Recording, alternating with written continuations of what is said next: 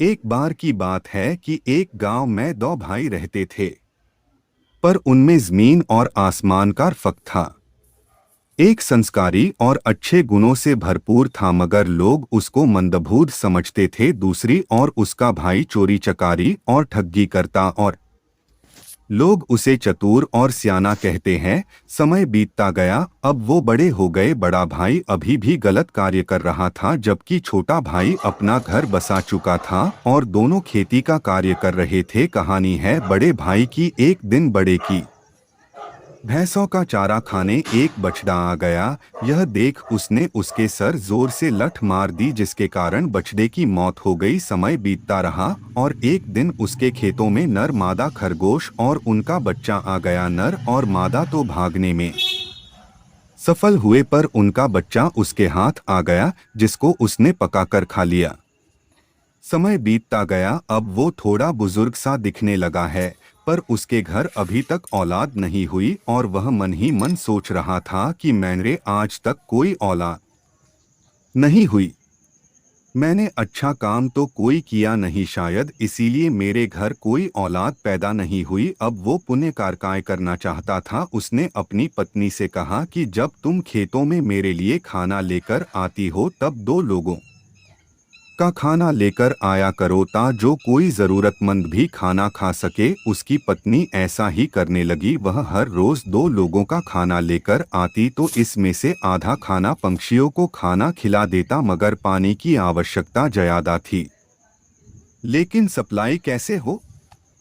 अब उसने पानी के लिए छोटे छोटे गड्ढे बना लिए। अब उनमें हर रोज पानी डालता और पक्षी जी भर के पानी पीते और उड़ जाते। अगर कोई राहगीर मिलता तो उसे खाना खिलाता और पानी पिला देता। और एक कुतिया और उसके पिल्ले थे, जिनको खाने के साथ साथ पानी भी पिलाता। यह सब देख भगवान बहुत खुश हुए और वह उसकी परीक्षा लेने के लिए एक साधु का भेष बदलकर आ गए। हर रोज की तरह उसने उन्हें पानी पिलाया और खाना खाने के लिए कहा। भगवान उसकी परीक्षा लेने के लिए बोले, अगर तुम खाना मुझे खिला दोगे तो तुम क्या खाओगे? वह आदमी आगे से जवाब देता है कि घर से दो लोगों का खाना आता है। भगवान ने खाना खाया। भगवान मन ही मन सोचने लगे कि इसके अच्छे कर्मों का फल भी जरूर देना चाहिए। भगवान बोले कि अगर तुम सारा खाना राहगीरों को खिलाते रहोगे तो तुम्हारे बच्चे क्या खाएंगे? तब वह आदमी बोला कि मेरे तो कोई औलाद नहीं है।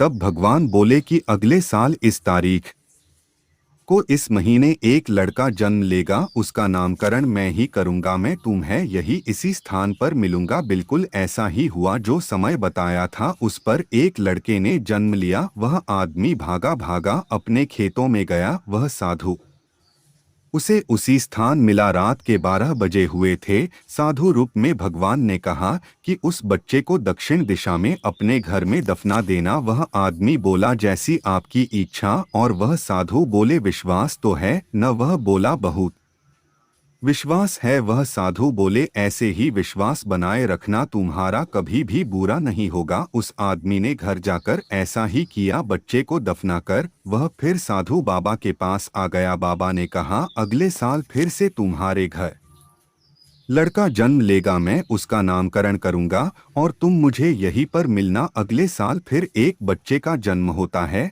फिर वह आदमी खेतों में उसी जगह जाता है। फिर वह साधु रूप में भगवान मिलते हैं और वह उस बच्चे को घर की उत्तर दिशा में दफनाने को कहते हैं। वह ऐसा ही करता है और वापस साधु बाबा के पास आ जाता है। वह बोलते हैं, अगले साल तुम्हारे घर एक लड़के ने जन्म लेना है। वह उस साधु महात्मा को नमस्कार करने के बाद घर लौट आता है।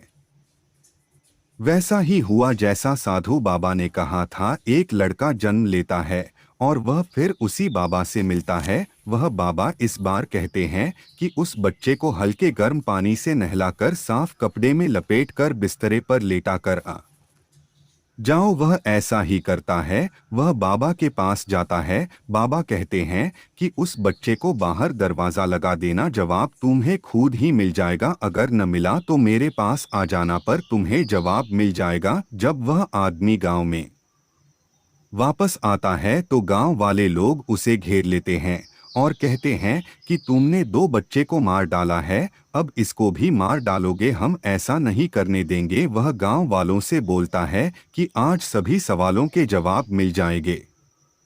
उसके आंगन में गांव वाले भी आ गए। उस आदमी को कमरे के अंदर से कुछ आवाज सुनाई देती है। पहली आवाज कहती है कि उत्तर दिशा में दफनाया हुआ बच्चा हूँ मैं, तुम्हारा दुश्मन हूँ मैं, वही बछड़ा हूँ जिसको तुमने लठ से मार दिया था। मैं तुम्हारा पुत्र बन के जन्म लिया था और 5 साल के बाद मेरी मृत्यु हो जानी थी, जिससे तुम्हारी कमर टूट जानी थी। और जो दक्षिण में दफनाया था वो, तब वह बच्चा बोलता है कि मैं वही खरगोश का बच्चा हूँ जिसको तुमने मार कर खा लिया था। मेरी 18 साल की उम्र में मेरी मृत्यु हो जानी थी। जैसे मेरे माँ बाप मेरे गम में मर गए, तुमने भी वही संताप झेलना था। इसके बाद मैंने बेटी बनकर जन्म लेना था। तुमने सारे खेत और घर बेचकर उसकी शादी करनी थी, पर अंत समय में बेटी के घर से बेइज्जत करके निकाल दिया जाना था। पर तुम्हारे अच्छे कर्म की वजह से तुम्हें भगवान मिल गए, जिन्होंने हमें मानस जोनी में पड़ने से पहले हमें छुटकारा दिलवा दिया। और वह आदमी फिर तीसरे बच्चे से पूछता है कि फिर तुम कौन हो?